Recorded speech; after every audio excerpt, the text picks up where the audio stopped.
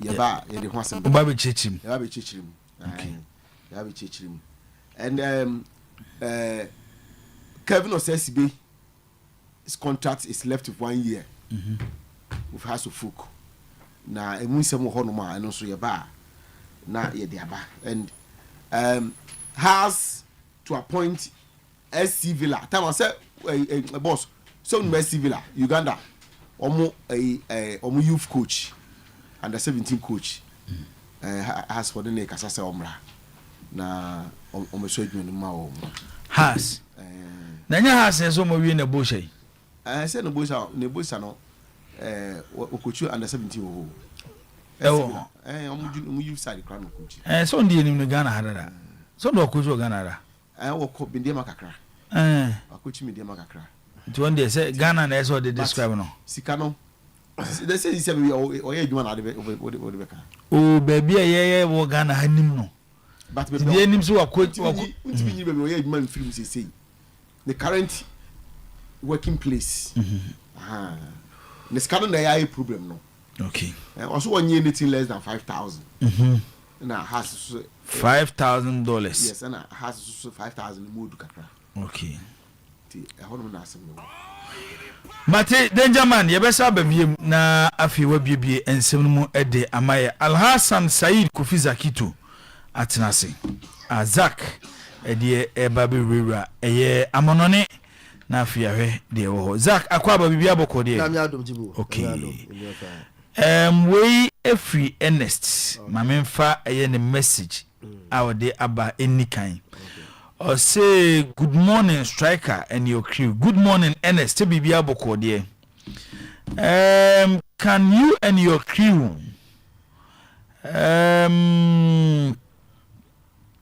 give us your best player so far at the 2026 at the ongoing 2026 World Cup in Canada, USA and Mexico. Now we the same case of trainer Kebowie. And a baby ya bedru ya and a open player Ubia enyini de do ofuse ne modembo aso ani e World Cup no. Zagido mamemfa we eni kan na se obetimi atwusu de a player so far ne modembo aso ani e World Cup e koso. Oh, straightforward. Kylian Mbappe. Mbappe is the best player of this tournament so far. Now, with the team he's not just going to. It's not just the best player so far, but depending on what France ever year at the World Cup, we can put Kylian Mbappe performance. You know, they have compare some of the great individual performances at the World Cups. At the World Cup, you can talk of that Diego Maradona 86 individual performance, Bitmarker Just Fontaine in 1958. We can talk of Ronaldo Nazario 2002, that performance out there. Pele in 1958, Paolo Rossi of 1982, Zidane, that knockout performance in 2006. The Mbappe, you know, Jibo, you go into details near share. It's not just the best player of the tournament so far, but depending on what France will do. Who says I? You know, they went ahead to what? To win the trophy. How much trust got the trophy? Obakaya, the Biameka Mbappe of 2022. The only reason why young Mbappe of 2022 is France and World Cup. No, but Jibu, some Mbappe performance in the finals, no. And one of the greatest performances we've ever seen from an individual in the World Cup final. When the final, say final bako. Na yebo. Sa born and Mbappe born in that game against Argentina, no. One of the greatest we've ever seen in the World Cup final. But who say the world does not remember that. Yen Kaisa final, yen Kaisa Mbappe modern bono, because eventually. Almost winning trophy, no. But so far, if you have watched Kylian Mbappe at this tournament so far, he is France and France is Kylian Mbappe. He is not just scoring goal. Who said, why goals na ɔhyɛ no he is yes you can mention Olise nyama Olise mu yɛ Dembele mu yɛ but this guy is the engine of the France national team without him zero without him function and upon all the quality and the players surrounding him in the France team no omo we are seeing who say the French national team is in the shoulders of enti when you group stages performance ni free wa Jibo round 32 Sweden Mbappe Sweden 2 goals he scored the first goal and San also shared the first and third goal and 16 Paraguay he scored a goal and against Morocco he scored a goal. It is so far you can virtually say he's single-handedly pushing the France team to the semi-final and if they are lucky to the final. But as my may ball Diego Maradona team. Maradona in the group stages in 86, not off. But from the quarterfinals, any who Maradona against England, against Belgium in the semi-final, then the final. Even though he didn't score in the final, but he was the main guy for Argentina in that 86 team final on boy, you know. Then Just Fontaine was on the one tournament 13 goals. It's more of we talk about more of the goals, but not the performance. It's about Maradona, you know. He scored 5 goals, assisted 5. But the performance Maradona put it up went beyond just scoring goals. You talk about Ronaldo in 2002. Ronaldo, he went beyond just scoring goals, Jibo, to carry that, a Brazil team scoring 8 goals. Then you talk about Pele in 58. That hat-trick in the semi-final, that brace in the final against Sweden, hat-trick against France in the semi-final. Some performances, you know, it goes beyond just the goals, but he was the main man for France in terms of whatever, Brazil, whatever no more in verse 58. Then Paulo Rossi, very slow slat, just on the Maradona, very slow slat in the group stages. But quite fast, so and bouncing back with that hat-trick against Brazil in the quarterfinal, semi-final 2 goals against Poland. You really know, golden boy, golden boot, no what? And I'm a Italy and went ahead to win the World Cup for Italy. Then Zidane, the same situation, slow start in the group stages. Because now, the first 2 games not suspended. And then first match no. Then okay. Also 2006 and no suspended. 2006. When they suspended the first thing. 1998. I don't know suspended the first 2 games no. But 2006 there no. Ocean age. No be say oh where there. Zidane Ojo Kwai. But turned out to be the main man for France national team, especially that performance against Brazil. Forever be remembered as one of the best muffled performance at the World Cup. There's no difference between Sa and what Kylian Mbappe is doing at this World Cup. The only difference, and they say Kylian Mbappe so far for semi-final. Wemo, omo ye kwaji. It's as I can and I have football. You sorry, I am fair to some players. Yes, Omanje, but their performance is not recognized because they did not win the ultimate. It is so far. The French national team now Kylian Mbappe individual performance. It can be compared to any of these players, but only say you know. Now France ekuto kuruano. And America last World Cup. He scored 8 goals. He was the main man once again for France. He was the main man for France at the 2022 World Cup in Qatar. And you know, the final against Argentina was also one of the greatest performances by individual in the final of the World Cup. But Obanje, so the world and books will not remember that performance at Mbappe. So far, me, I think that Mbappe is the best player so far at this tournament. And I'm standing and say, it depending on where France ever reach biano, obetimi are becoming him. Now compare so great year. You bought World Cup year, no. The world remember them. A dear to say we are seeing Kaubia, Sanko we say individual performance at the World Cup where the greatest one Obiase Maradona in 86. then now they can edit so. But what Mbappe is doing, Jibo, if you continue like this, he can even go if they win. Wait till I pray with Maradona for what many discuss Maradona's won is the greatest ever. What Mbappe is doing the first national team. So to say no more Jibo, it can be compared to what Maradona with Argentina in 1986. And Morocco, Jibo, Oma Mo. I don't know. Oh, I say we can. Oh, we never can. They are not more. Oh, I say, oh, Srela. Oh, smile. Oh, it's me. Over some muna who any. Oh, there is a smile. Oh, say some okay. Say oti. And a major so it's all Casame T40. And look, native for sweet. And why the okay, you will be 80. Oh, no, and I can be the maker. Our obiety. Great. Send him in a major. Alas, why you assume the best so no some can assume the boom. So I said the fin and no banana walk on. So no I will tell one as soon as assume that. I said send the word a tear for now. Oh, there is a Dimbia or Diano as a time. David, oh, Cosso. So why the Oyeno? Say Ayamawa. Say what they have to us. It is a hit to us. We just be carry. And I'm why they are we. Why but now no we. What they to us.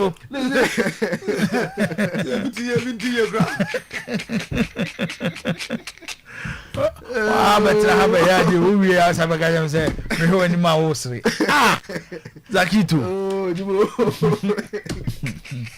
What are you going to so walk up na man for you. A man for dear cheaper.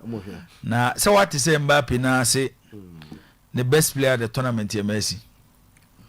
Oh, sir, who's a player? And I won't think Caso Bejo walk up, Messi will walk up.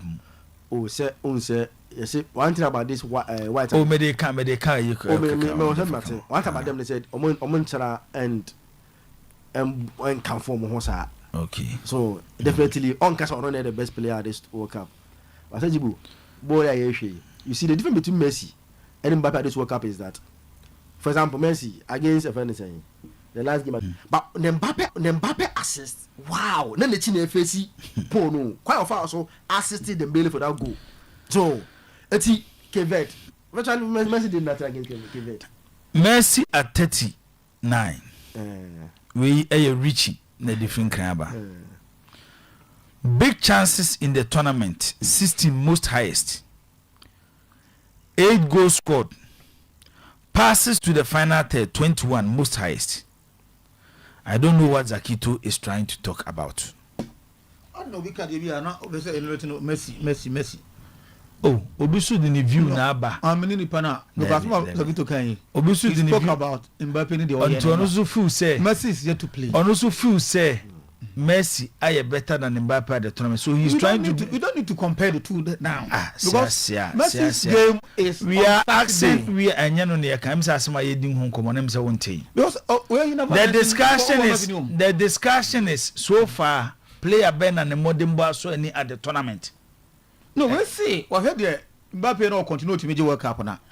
Obeximi captain I'm say baby are starting now here. No, I said I must go and come starting now here. The you know what someone can Mbappe. Me bacho. Asama ya discuss wa no. Ehun message o de buy no. Ene asem na ye kan ye pepe. Zaki kan na make on. Zaki to asem ba bi ofini say obi na the message buy be busa question.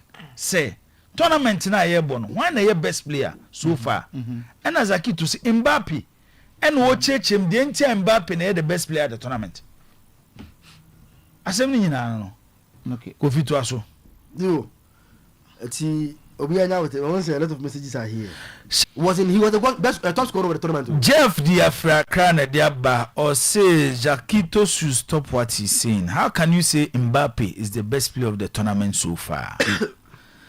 Award the Monza Waunia was hey Zakito was asre or some the Monza there our day Abba and no Zach you see so far how many matches are Argentina play? About 5 matches at the World Cup so far.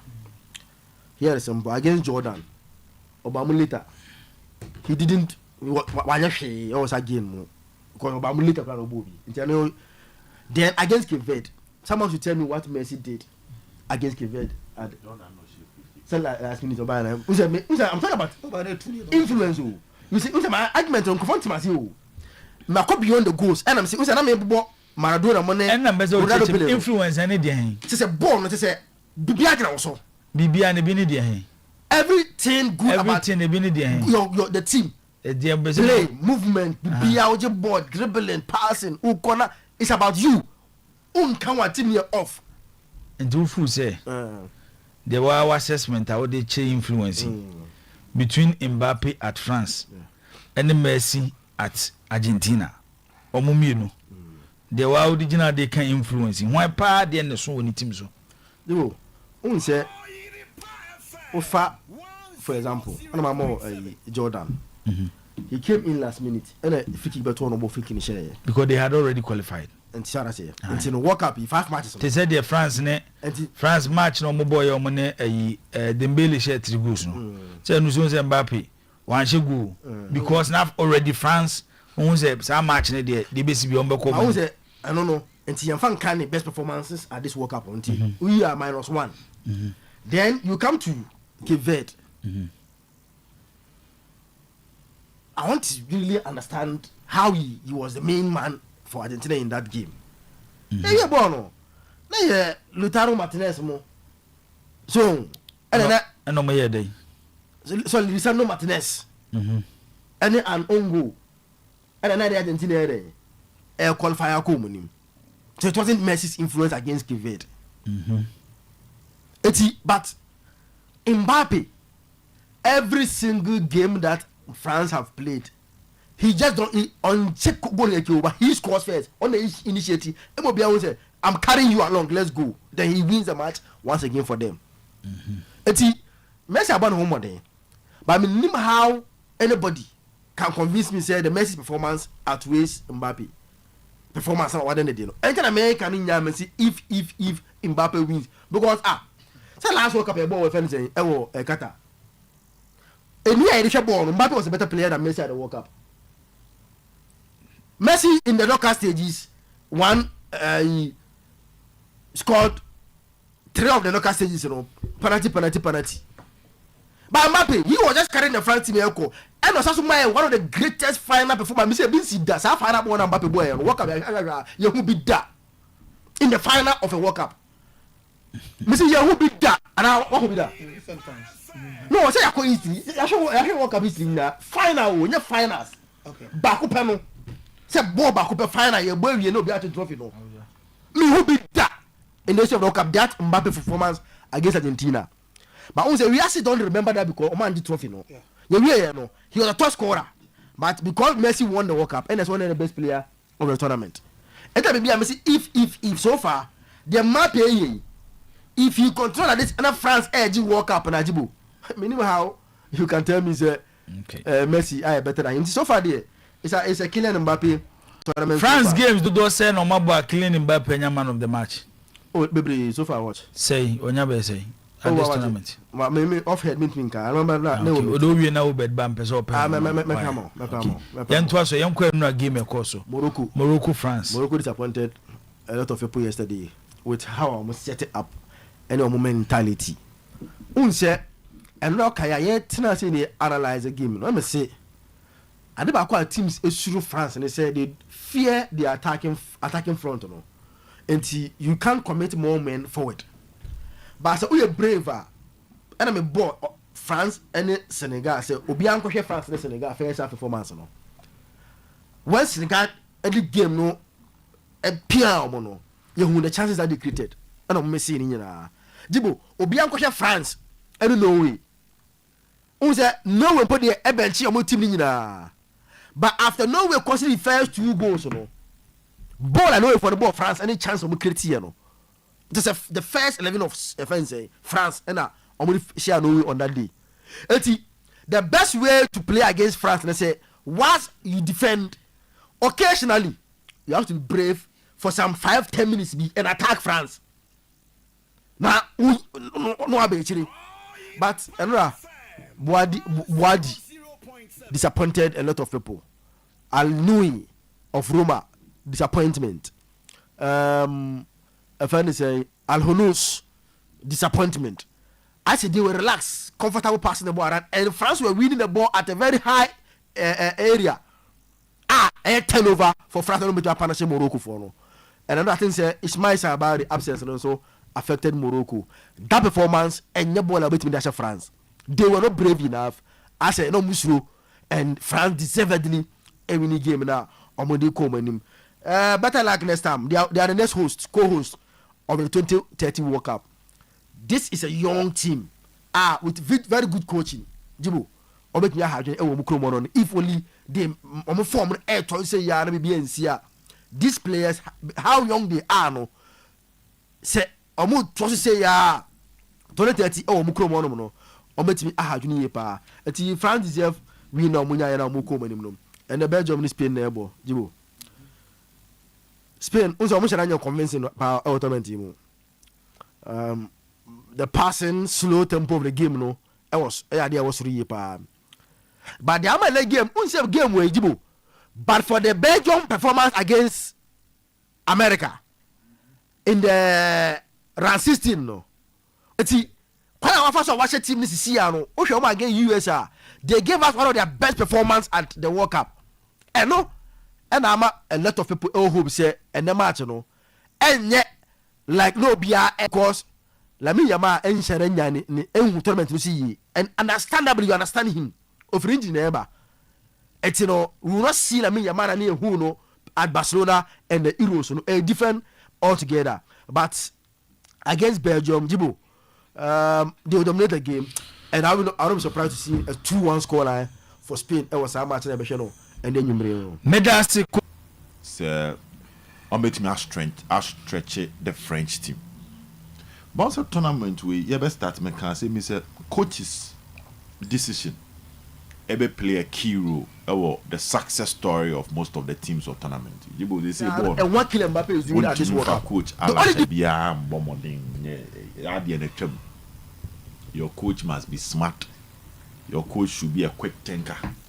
Your coach should be able to analyze the weakness of his team and find ways of reducing it when the game starts. And you been a better catcher who coach a bon obebre. Who coach any changes no right obebre. And the unfortunate thing is it's just one game, one mistake you are out. It may catch us a tournament. Meji England did because of Thomas Tuchel. Meji Spain did because of De La Fuente, because of how what say onye afraid in making changes. He knows the strength of his players and he use it well. Jibo Belgium maybe Rudy Garcia. Say everything about them. They had a slow start, but gradually the team is growing. His experiment is working. That is why Belgium will be on way. And no, I did the same. Say when him Juma. Jibo. France played against Senegal. That was a clash of a game based on history. And I'm there now, Senegal, France, pain, and you know that fear element was there. Emma before the match, no mu bisa the day the shampona na munsuru na den. He kept on saying, those days are gone. This is a new time. You are going to see a new France team.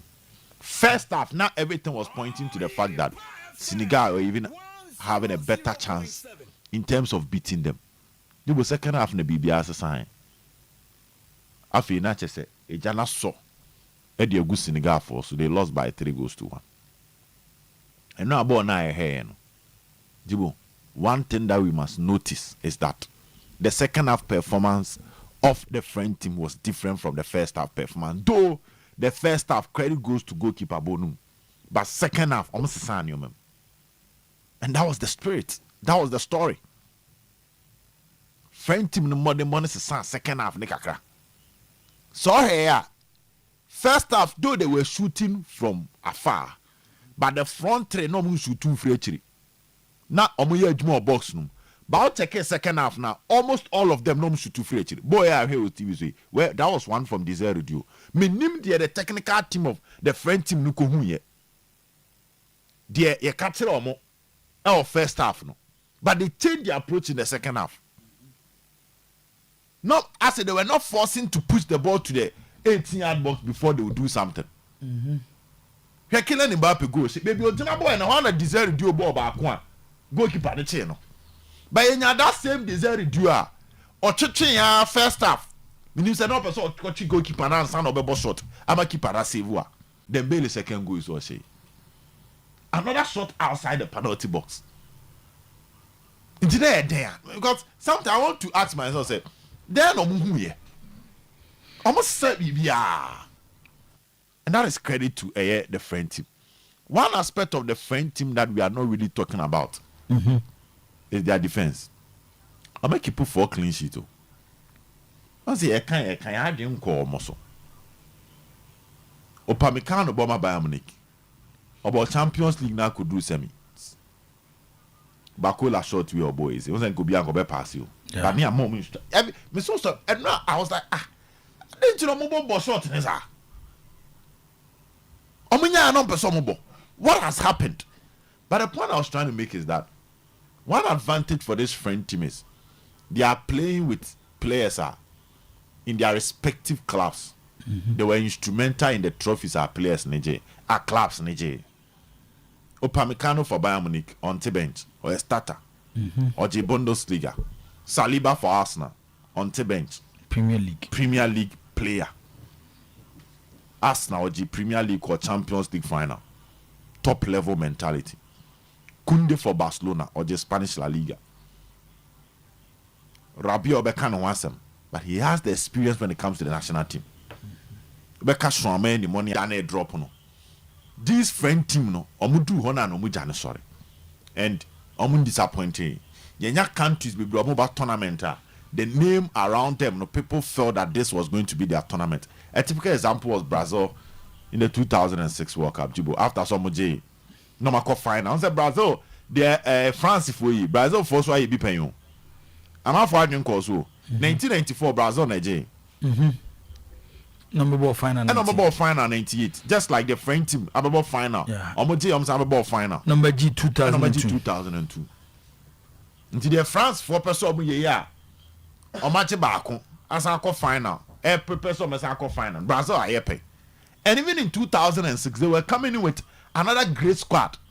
Though you talk about Ronaldo, send that Oyerepa Radio.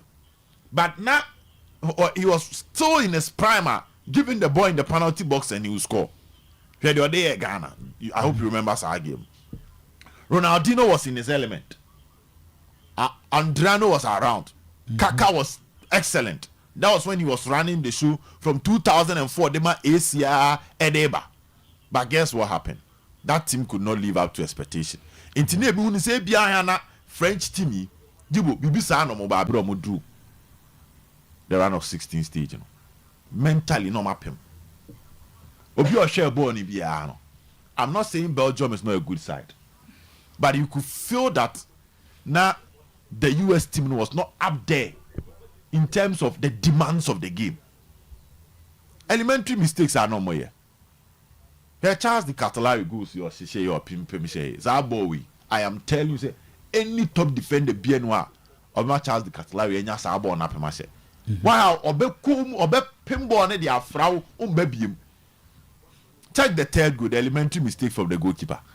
So control ball no. There's a new Belgium for na no more than what that was. They are good. Na US. But US was not a super team. In the time I'm having Senaya Prape, you know I am good say Asamesi because he is going to be explosive. So when Spain you have headache. With regards to Lamine Yamal. Then you have another headache with regards to how they control the midfield. And these two teams were the ability to neutralize the game plan of any coach. And that is the first story we should consider. Trossard is doing his own thing. Ball no, spotted in jersey number 10. Yeah, crosses But I don't see say this Belgium team can advance. The tradition will go on. Spain, European champions, winning mentality. After the first game, which was their real shock, they've been able to organize themselves and they've put their house together. Jibo Omo Babasien. Ababichia for Belgium, so I see Spain qualifying to the next stage. All right, no advantage for Belgium. Okay, okay. In common here, Madrid they two defenders are Barcelona for so top attack. Yeah, hey, Nyambo China ibedi hon komo. Mamenyi messages kakra mfam free wona afi suluba ne abewe fi na yabedi enkomo ewo fie. Ray pork pie and a bok pie. Are we pretending that there was no handball in the lead to the Mbappe goal? If it was Argentina, then the game is reached. Okay. Ishmael Jeshi, or say from Ronaldo now to Mbappe. Zakito. Asante or mine. Or say the French team knew from the beginning that they would beat Morocco. Say they were fully relaxed from the beginning till the end of the game. And also yeah need our day aba enono. Other messages ewa ha mame enhwe we that comes in there amount for ba obawo. Mami hui Jeff Edifra Kra Chimota or say Jeff DM so I expanded a question ebusa Zakito no say please let Zakito understand that in association football you cannot compare any player to Lionel. He should stop what he's saying. Letting us that Mbappe is so far the best player in the tournament because of influence. Influence on what? How many man of the match has Mbappe won? And no Jeff and now Ode a free Accra Achimota I so a day abam. Zaki do I have man of the match no? Oh hey sir. Okay, and Mama say I say everything Mbappe and Ronaldo have, Messi have them, but Messi have World Cup which Ronaldo doesn't have, and Ballon d'Or which Mbappe don't have. Messi is Mr. Football, and no eso ye Mama say wa and no the way aba. Papa Che Emmanuel so message ewa ha.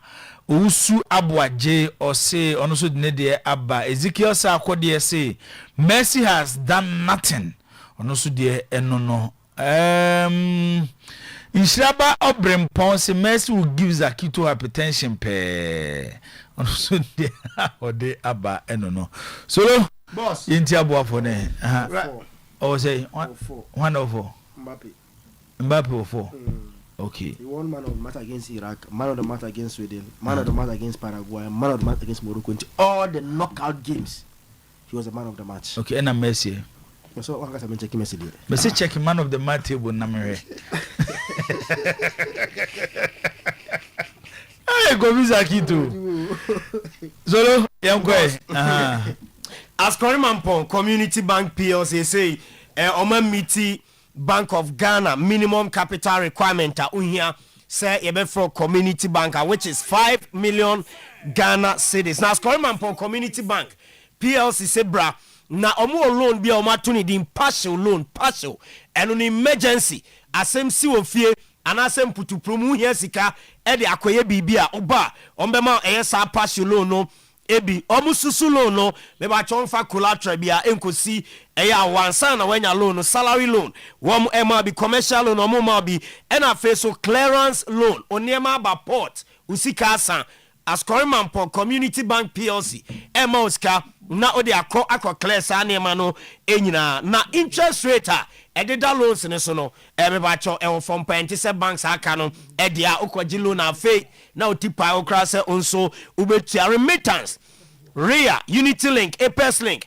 any ACH link ho nyina no odofu bi manu sika ede free am no ne a obetumi abeje e was Korimampong Community Bank PLC head office no e was Korimampong Kumasi Mensia Yeni Mensia Palace Museum edi enhwani mu so amemako me ba cho new road traffic light no e dina e pizza man wom ne ho a ena yenso yewo ena mpacho edum branch no eno so ye bie e wonsiase palace building any railway station no edi animhwe as Korimampong Community Bank PLC omo ena ewo se woni omo di djuma efa usikasem nyina eho Power Specialist Hospital Mami Adjaya free screening no I shall say that the 1st of July and I shall say hepatitis B and C, typhoid, prostate ne ulcer ebacho Kumasi Takrade Accra any Bogoso Town Park okwa na wakoye free screening ya news ka bia okọ power specialist smaba mu free me na me hwese yade bi ewo ni padua ni ma ebe free wa yenje oka prekra afi so ba na the fatty liver by hepatitis ba prostate enlargement fibro na kidney stones ba ni nyina ebe tu ase e de ama nupa no yeguso a ebon dero se SK stomach upset if your liver care and liver yade eno so eyi e di fro na jirika no eye emema edro ye Kumasi feyi ase bosomtwe kwan so adua ya junction enkran kwabenya ACP kwan so Power Hospital bus stop Takrade Anaji Estate ebe Hantaman Rural Bank Fraser 244 544 422 now the power specialist about hospital Edin Komo Franco Trading Enterprise store a phone papa fee kwaje Nokia Samsung iPhone every Franco eno na papa ena ne battery ho den eno na akasemu a ote voice sound no ne voice ne clear Franco phone so kwa ena obenya ne sa ne bo e wo form afei home appliances dodo bi apebia no bi apebia benya e wo Franco ase Kumasi Ejaba jewelry ye ben no afei old Malcolm on ma Franco and akufo clinic en hwani mu be huyen new KJT aso your branch baako e wo hono ma oba na wa bejo phones and home appliances nyina frɛ 0245 31 6969 and 0501538605 Bayport Savings and Loans frɛ se wanya sika bi na person ye investment sika nye de ba ebotom nyina na ozie diu e also this can be sie for dachi first can be sie se de be asem si a wako no akopone kakra na de abeso ano na sika no di kosi a e wo se wonya nsi ho e wo ho enu nti e na wo so this can Eco Bayport Savings and Loans omo e ma competitive interest rate e wo e sika bi a ode ko akoto omo ho usika no e safe na omo 3 months mebacho investment package almost 6 months and almost 1 year there now this cannibal and your principal no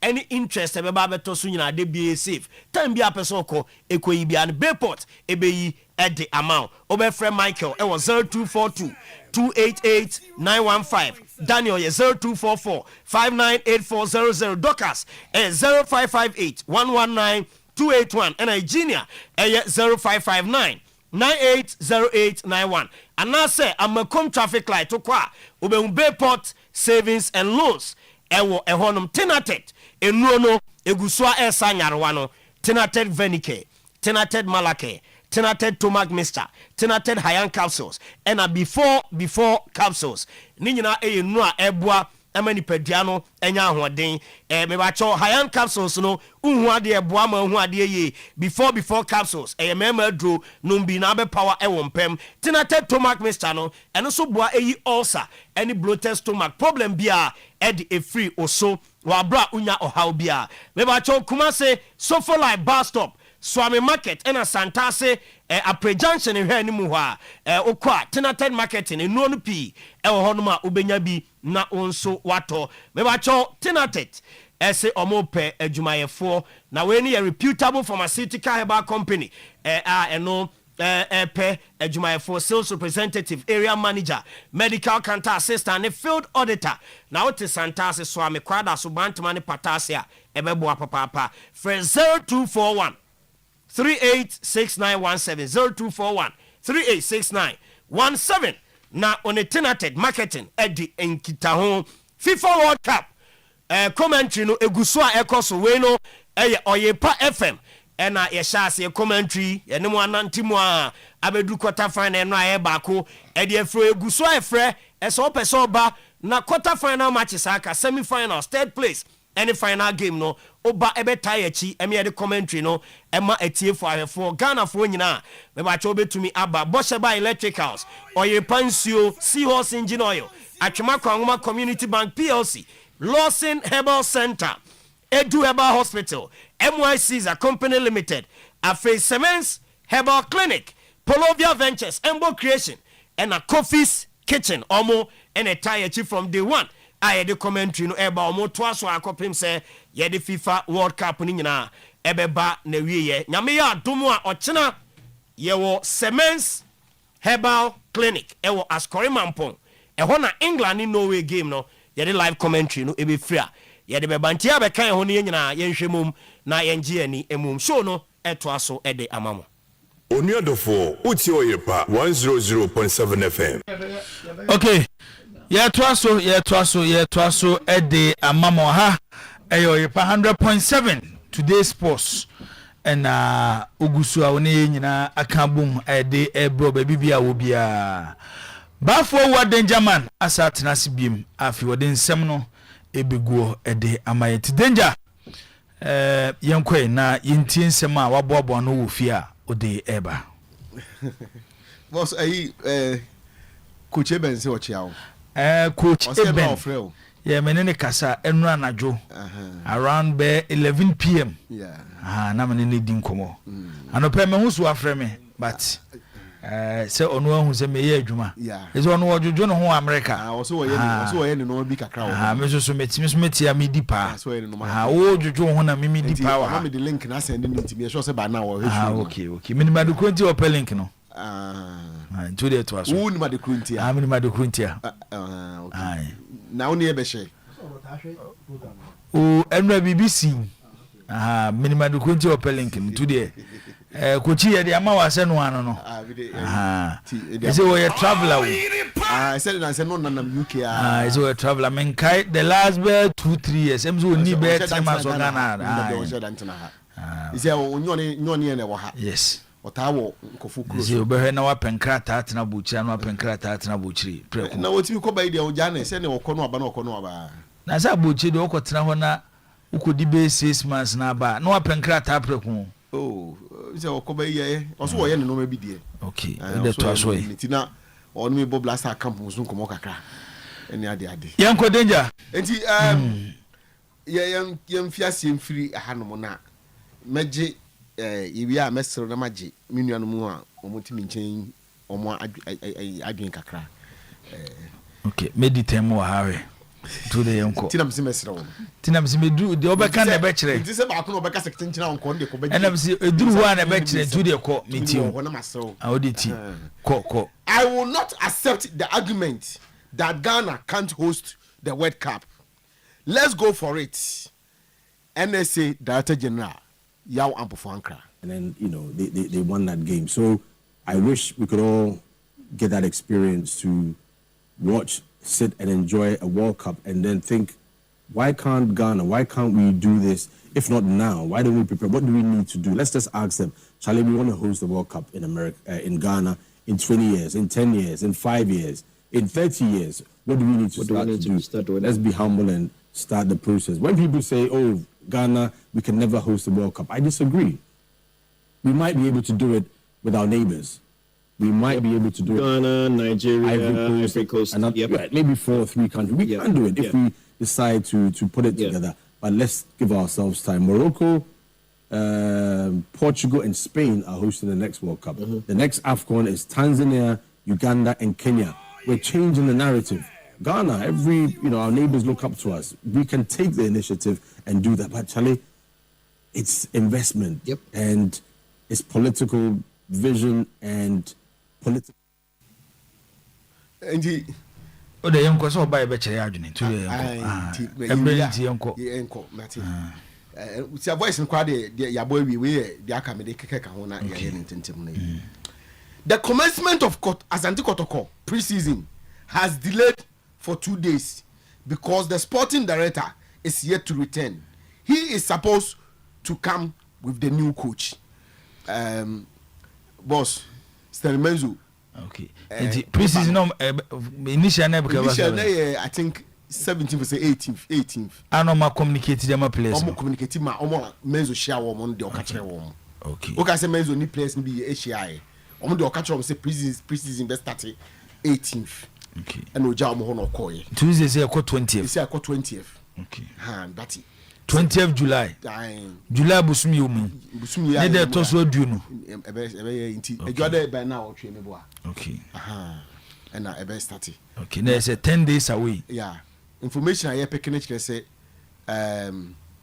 coach back no. De omo ne kasa ye no. Ye United States omo ne kasa nanka ono nanka eba no. Unse mbeka say want so dia ne ombehwe baabi. Omo no omo yin asi nchen because nisika na also woje no. kotoko ntimi ntua kotoko ntimi ntua se ska no nti o mayi na si nchen ti se de tama menzo obey adwuma South Africa no o shia coach bi wo ho on na sisi on na kasa se oba wo ontwa from Joburg na o nyina nhia wa Accra na so ma connect from Accra to Kumasi nti on na mo na kasa nti no o fi South Africa na o shia menzo no mo nyina abumaba na say oba o ma be ye adwuma no kama enko yenim no. Accra House of Folk is sweating on getting Kevin Osesibe to extend his contract. He's left with 1 year for his contract to expire. Na nyo Osesibe ne me mega send the contract aso no. Na we so ya ka 1 season. Per what I know. What happened was that the 1 year na Bafo no. Option to renew. And see the option no. There's two parties in that. Oh, there be option there. Option to renew there. More of club no. And see how they didn't hear or no so no I can send aso. And it depend on the house whether the house bet trigger 1 year no. That the house for no any trigger 1 year. Ejina terms e be mo trigger 1 year no. 1 year na emfa nto kwa wo. Ya no omboro fi na Manchester United ho. Obi ende baby o ya Manchester. Baby o ya. Ti say nyom na de ba. Ede na Manchester na de ba. Omuna etai omo popular. Omo tie wan my example popular with omo players almost Manchester player bay. They will give you that not that how. What does it? Can say be a Manchester na no. AC Milan here. Omunye but Obia ye bi. I mean that for Manchester United. Obia ye. Hey. You for Manchester United. Sunday so kano. Me na sabana mbekasa. Nti Manchester United. Also musu free Manchester. Ai. Na me si nyesa na tie. No musu free.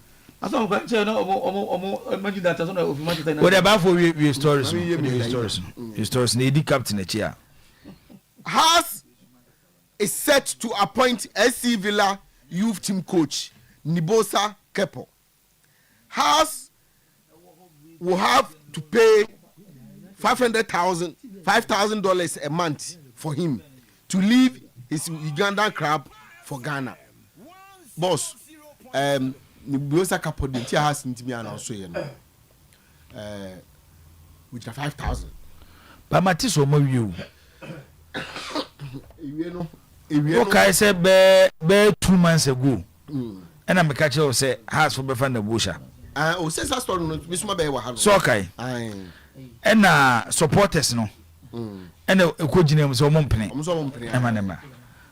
But between coach and the club ne there, MZ dey aka announcement. And also be beka say 5,000 no. No, na say 5,000 there has 5,000 there. 5,000 there has omo coaches omo dwetwa omo ga 5,000 problem. Coach or yeah house of folk no. No 5,000. If you got 5,000 house of folk. 5,000. Yanko to so. To so danger yanko. Ono so has a hwe nanim. Se bia oba be fa adwuma no. Na ofiri media ma no. Eko SC Villa no. SC Villa for senior team no o man fa ma no.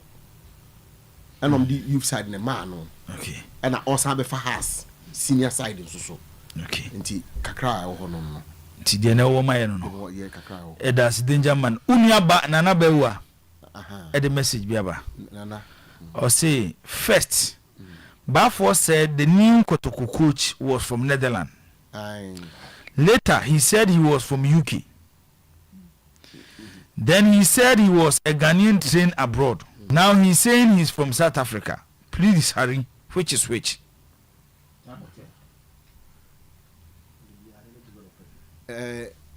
For instance, to say Netherlands ni say the only reason he's not coming is Kasema. Amount na all born on India Kotokoye ready so mbitua no. Difference no. Ena omaye. Those coaches now all can also before Kotoko Penifon best settle on the Netherlands ni sen ka afidi ona ka mo pen no. They spoke to all those ones and so. The entire Netherlands ni no ama sika. Ena Kotoko ape alternative, and I think it is done everywhere, and Kotoko has been smart on it. Because say who pe coach now do any see coach back who person searching china we na me pedia So the failure and all disappointment obey then. So you speak to number of coaches. Into one line one apron will be a kasa. No tete will be a munsem. Ubu okran pa baby apes offer nya hono pes offer. Ubu okran one two project na say. And I say on also on different project or person. That means stage be on bedu bia who information ade ba. They say adwuma ye tia ye no. All right. Me da say ya say o ye chena ye ba. Na menzo say on for South Africa ni ma. No be fama so kunadu e ba beka. Nana bewa say baby a wo bia me sure so wasema abusa na ba fo yi. Wano ama what ya see pa. Captain Mamsha say from way. Obani me that's it. Obani Director General of National Sports Authority. Over young of Ankara. Senior because you know you Korea ni Mr. No ma on disappoint some of us because some of us you trust we believe in him ma on disappoint him. Your man specific adwuma obrameye on hwe no me say adwuma no na onyai sa this argument I describe as hugely unnecessary. Yakọ work up oba somewhere last week or this week this argument I was in support of that say agasika inya no work up kakra ina no ye fa bi meye yen very steady na ye improve on your pitches no na moa yen football. I just want the kind I say one of the directors in the kind which is positive. I support it. Because the previous one you ban if your phones can pick up Edama RFs and Sadema now you can't say near Joko. You will come and meet the same problems near Sadako the next World Cup. So Ghana proud to the World Cup not you intimate about football match. Oh come on say Accra no. There are a lot of things and some yet me born Accra. Secondly, a Sipon Stadium. Baby, I want they say them are the thing in Tamale Mete say honorable Henry Idrisu. And then the team bebo honti. O man facelift kakra. It as on my your stadiums in no is in the sorry state. Yakwa World Cup, Bana Sports Authority boss. But first and to me, I will say because Spain, Portugal, Morocco, every host the next World Cup, Ghana, and so yes, you better host what other countries. See, you dream big. Sometimes sickness. Oh, David. I'm telling you, David. Maridro. Sometimes it's my word proper word. I'm sure. Well, baby. I think you wanted to say a sickening. Sickening, son of better. Sickness. Thank you. Sickening, not just sickness. Sure, we say you're serious. Now you're more reality, no. You face reality.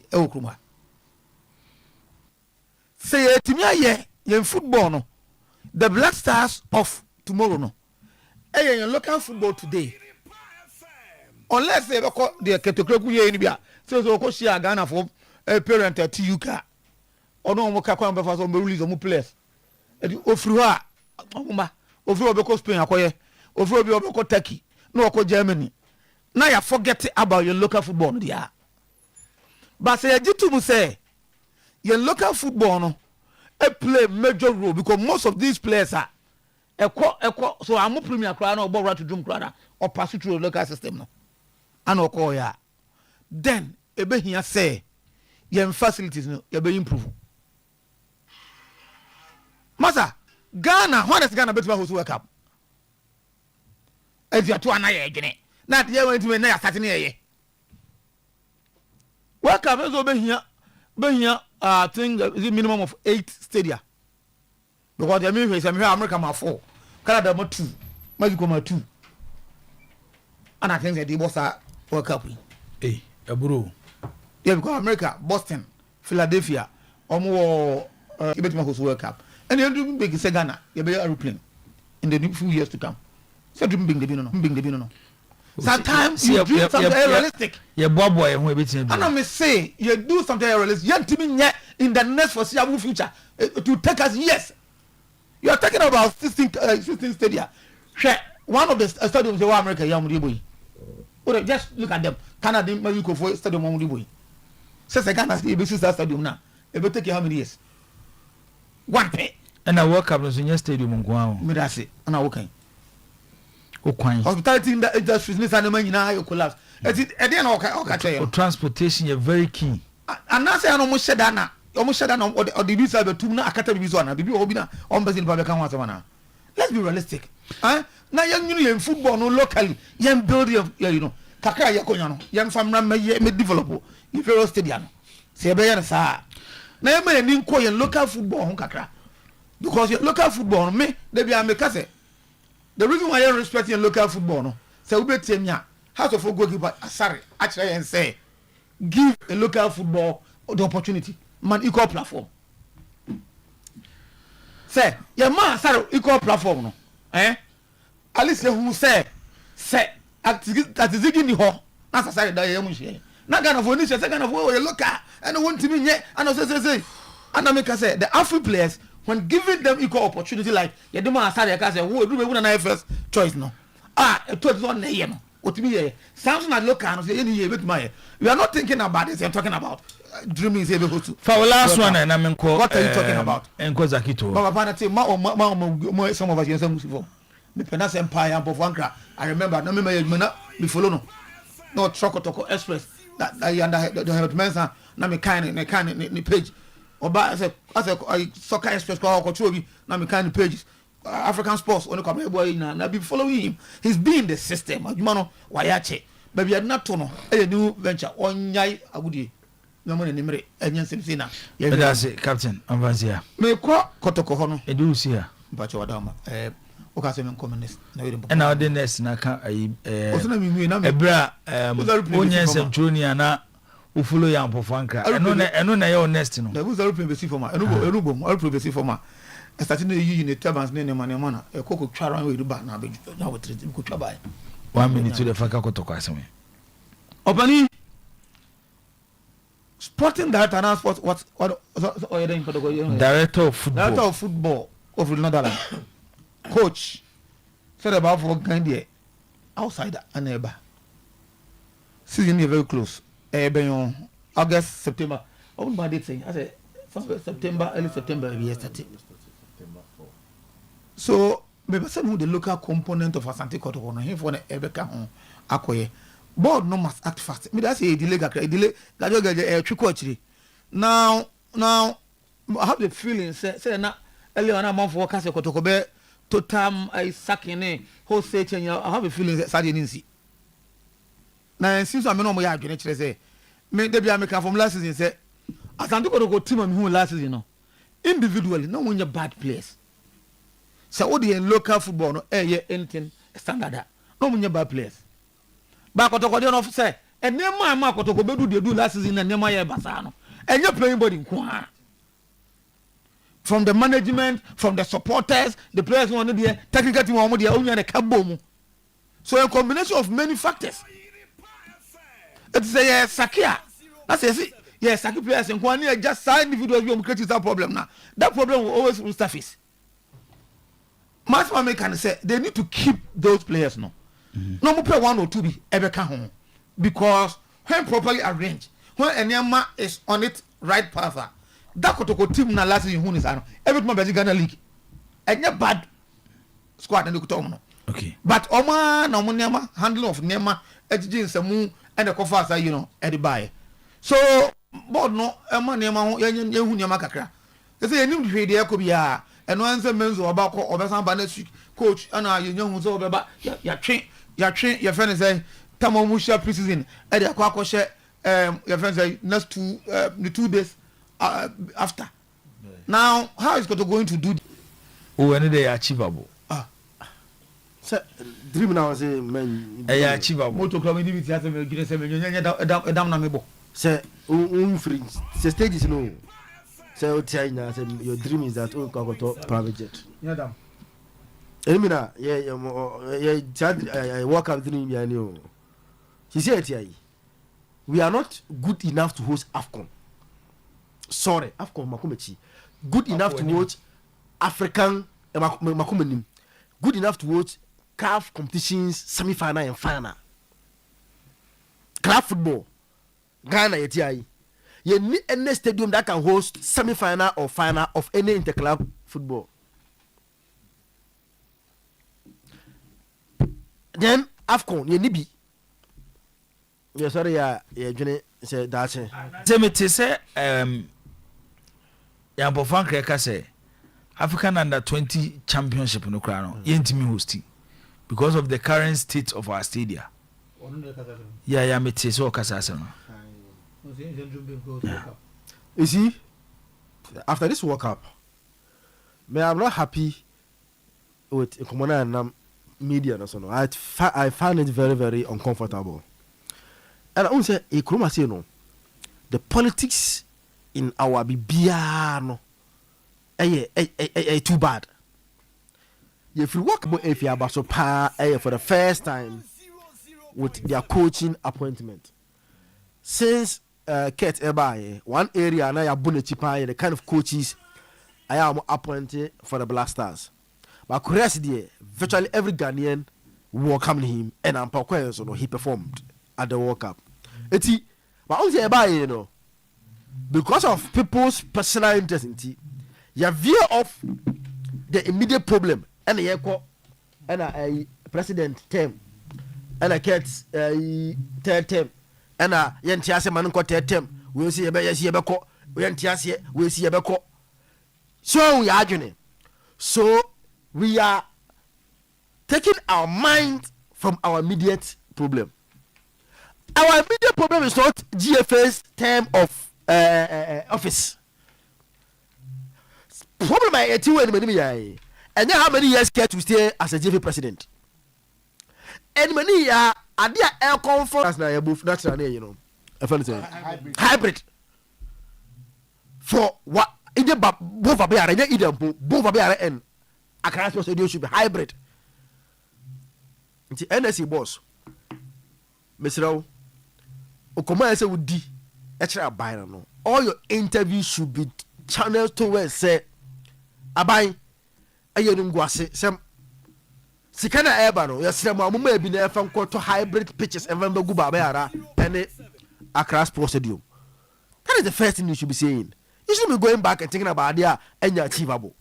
As in Ghana, yeah, also World Cup. And today there's no believe how Saudi will do it. Because already also one country make my host World Cup no. It's what and they co-host on because we are 16 stadiums so no host to if the World Cup no it's a co-host on it's I think say NSA boss I think say there's no country can host it on its own. The standard now we are so you have to do normal as we are no it's and now I co-hosting obia I co-hosting or press or kwakoye. No problem with the Kotokwane has. Last one. Omunyo be any coach. And based on September 4, right? September 4 just say September 4 days. August 31 days. And then 10th. It's 21 days now. August is why end until 56 days for Ghana Premier League to start. And preseason minimum 30 days. And I say about with my abro so but minimum as 1 year crown you need 30 days. Upwards.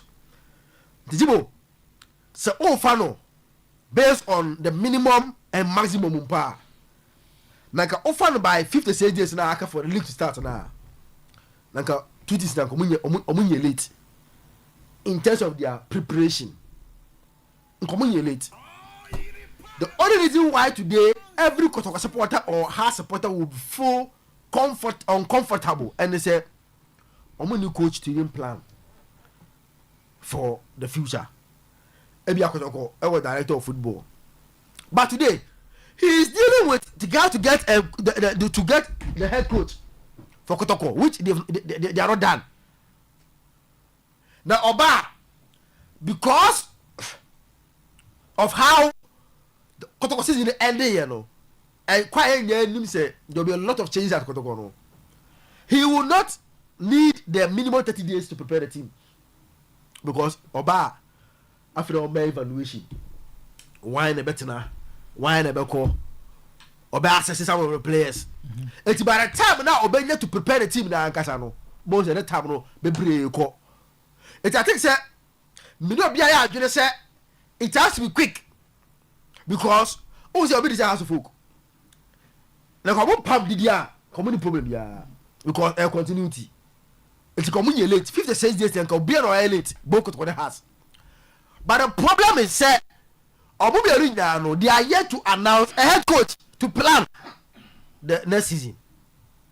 Eti as much as whoever says Omunye late right because Sabrofi they are not going more than 40 days for preseason.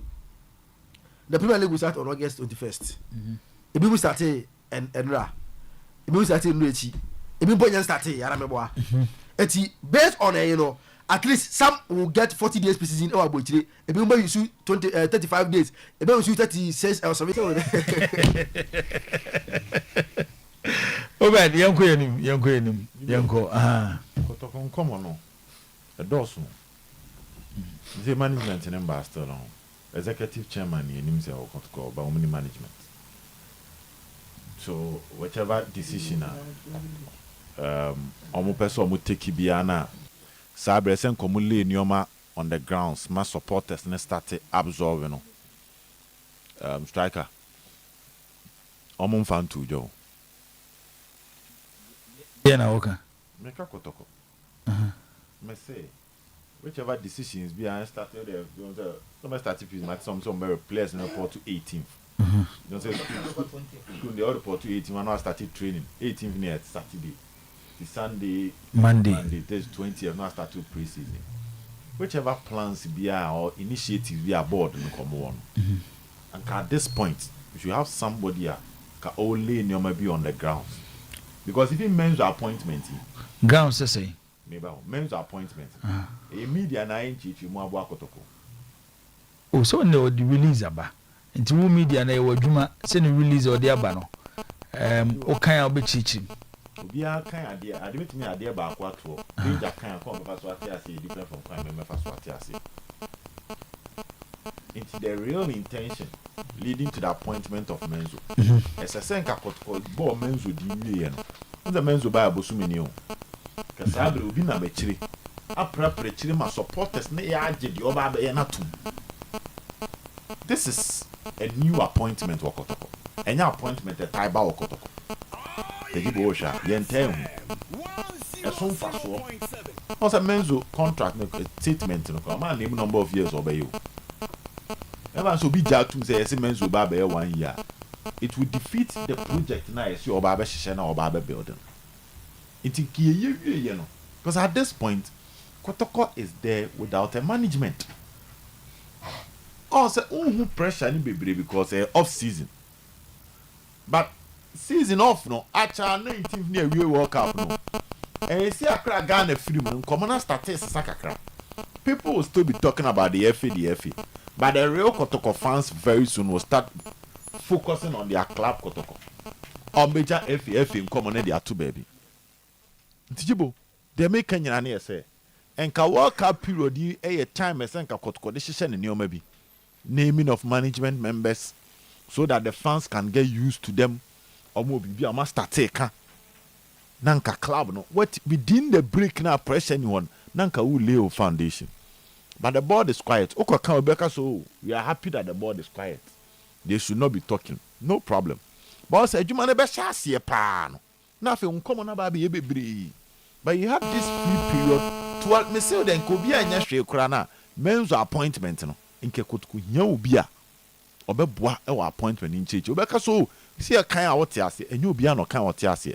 You are now leaving the information in the hands of my explanation, in the hands of Danger Man's explanation, in the hands of Zakito's explanation. And when our supporters may absorb it. But here will be to set the agenda based on your explanation and your real vision behind the appointment. Coach Ding. Nase Ombeye Jumana, Jibo, you cannot really ask a lot of questions. because Kotoko statement no much ratio say obeha best edgeman until a substantive head coach will be appointed. It's a clear one. The second one is that I have a firm belief say there are pre-season here next week. It's a Bruni coach and as a coach be clear bar. Say next week no sober. Next week no bar, the pictures in phone in outdoor. Next week never bar one thing. Next week we are starting players na ebia pre-season for the next 2 weeks. No more any technical decisions be or my taking along the line. So on that angle, announcement baby ba. And I make us say baby ba to asusa. On say what's the demi Omo ye adwuma wo. I know say adwuma ekoso pa. Embe shade ase ebre obeda. Na enyoma na baby ba no supporters no kura ho bedwiri omo. The point I'm trying to make is what's the demi I'm so particular about Kotokone kwan fa so kan sem kire chitafo. Ebe you ejina sa hado ntuma no. And they are near to turn as a fan normal. But I am telling you, men's wear Jumano. There are people on your Kotoko for up to date, they still don't understand it. I won't share Mobin Bissau that director of football is over there. Oh, they won't share Bida. Now, I can no be Bissau. Oh, say, may say, Obin Bissau say, now Kotoko director of football now for Fanaman over there. Unti Bida. Oh, Medio Busa Michim. So that should tell you. So nim and will be sent to mention you beyond the Tiasia. Obey so Tiasia. A you'll be a Juma. I'll say, I'm your fan say, I dear you'll be a Juma say. Yaboni pani dear Yeno. A dear ni pane bayeno. Say beto etitaf wakumaso. No bet me a 20 a dear nechin a you'll be a Juma. So once you start the appointment, that one is Geba. Fortunately, because of the World Cup, I take it the shine out of club football, but it is returning with the speed of light. A giant club football discussion, the Ebano, in your jacket. It is a 1 year Jumana Jibo. The point that I'm saying is very simple. I'm hoping the old castle more fixing your man. I'm hoping it is so very soon, especially free Monday and no next week no better your mama. Why? Because people are yearning for it. But I mean, the coach you can ham because of Menzu. Every year the onwa bit me Hamza. Ejina bench a coach and they say and they do their idea. Say also the fact that they included it in the statement should tell you that gap. No? Maybe they expected something. Of a cage, and I don't have any more for I am paying for custom 145. You better so I Ghana matching. I had Ghana dear film. Was it? Walk up here film. They make work up. Was it? So walk up here film. Debut Ghana film.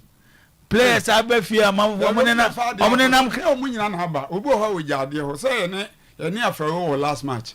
Intino, as a bad by 11:30. Ghana near flower last match. Now what boy we are seeing a Wutimana? Oh, near way. World Cup na yebona enu ayabo first quarter final game. France ashe Morocco 2-0. Kakra. Play no ko se kwam ma fitani ko